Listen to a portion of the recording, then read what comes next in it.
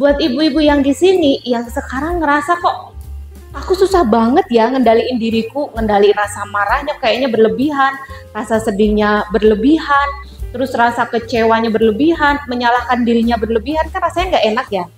Beda cerita kalau misalnya ibu-ibu menyalahkan diri sendiri, terus besoknya jadi lebih baik atau kebalikannya? Jadi kebalikannya rata-rata. Nah, kalau semakin menyalahkan diri sendiri, besoknya jadi lebih baik nggak masalah. Tapi kebanyakan yang saya temuin semakin menyalahkan diri sendiri, semakin dia hancur gitu. Harga dirinya semakin hancur. Nah, akhirnya saya tahun kemarin juga ngobrol. Kita mental health mau fokus di mana nih? Karena kemarin kita ngangkat banyak depresi, perceraian, perselingkuhan tahun 2023 gitu ya. Tapi 2024 saya pengen fokus nih gitu ya. Akhirnya apa? Saya muncul inspirasinya setelah membaca sebuah buku sebenarnya body score traumatik gitu. Saya lupa penulisnya siapa. Jadi di situ dibilangin bahwa tubuh kita, kulit kita ini punya skor trauma. Jadi kalau misalnya kita punya trauma, kita menghadapi trauma, setiap orang itu kan beda-beda ya. Sebutlah paling gampang stres ya. Yang akhirnya kita ya jadi nggak seneng lah itu di sana. Nah, kalau lama-lama tubuh kita itu sebenarnya nyimpen traumanya itu, entah di kulit, entah di jantung, entah di organ dan lain sebagainya. Nah, kenapa saya bilang begini? Karena udah sekitar 2.500-an lebih kasus yang saya hadapin, alhamdulillah itu macem-macem. Jadi ada yang dulu dia masih jomblo, tapi kalau nggak salah kanker kelenjar getah bening dari Papua. Nah, kebetulan saya lagi di Jakarta, terus di kontak, ya udah deh saya temui sekalian di Jakarta, masih muda. Kalau kanker masih muda, saya punya hipotesis lah, saya punya dugaan, pasti karena ini. Ketemu ngobrol, karena ini nggak bener gitu kan. Jadi ternyata dia sakit itu bukan karena makanannya nggak sehat, bukan karena nggak pernah olahraga, bukan nggak pernah minum suplemen, bukan. Efek olahraga, efek suplemen itu hanya sekitar 20%. Berapa ibu-ibu? 20%. Karena kenapa? Loh, aku udah olahraga rutin loh. Aku udah makanannya dijaga dan sehat. Kok aku masih sih dapat kayak gini gitu ya? Karena itu hanya efeknya berapa? 20%. Sisa 80%-nya itu di apa? Sisi emosional. Sisi emosional di dalam diri kita. Kenapa bisa seperti itu? Segala penyakit itu munculnya dari emosional dulu. Kenapa begitu? Jadi memang ada penelitiannya. Jadi gini, kalau sel darah merah yang normal itu sebenarnya bentuknya kayak gimana sih?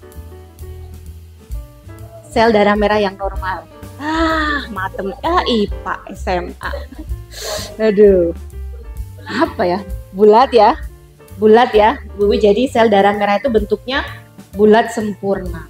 Terus fungsi sel darah merah itu sebenarnya apa sih, Bu? Melengkapi sel darah putih gitu, Cile, kayak aku dan kamu.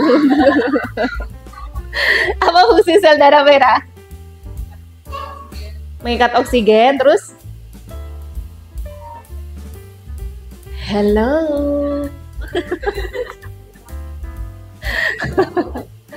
Aduh, tanyain itu jadi inget hutang gitu ya, guys. Jadi sel darah merah normal itu bentuknya apa? Bulat, sempurna. Dan fungsi sel darah merah itu apa? Dia kurir. Benar nggak ibu-ibu? Kurir, bukan kurir JNT. Tapi kurir yang dia nganterin apa? Oksigen. Nganterin apa lagi? Nutrisi, makanan ke seluruh sel-sel di dalam tubuh kita. Coba bayangkan kalau si kurirnya ini nggak normal. Ibarat kita beli paket nih. Kurirnya udah bawa barang banyak, tapi dia naik sepeda anak-anak. Kumaha ta? Nyampe nggak? Nyampe, bungkusnya doang paling. Barang-barang lainnya udah hilang, jatuh gitu kan. Nah, kenapa saya bilang ini kaitannya dengan sel darah merah? Kalau semisalnya nih, jadi ada penelitiannya kalau kita nangis itu yang keluar apa? Air mata. Air mata bentuknya kayak gimana? Lope-lope. Ada nggak air di sini yang menangis bentuknya air matanya langsung lope-lope gitu? Nggak ada.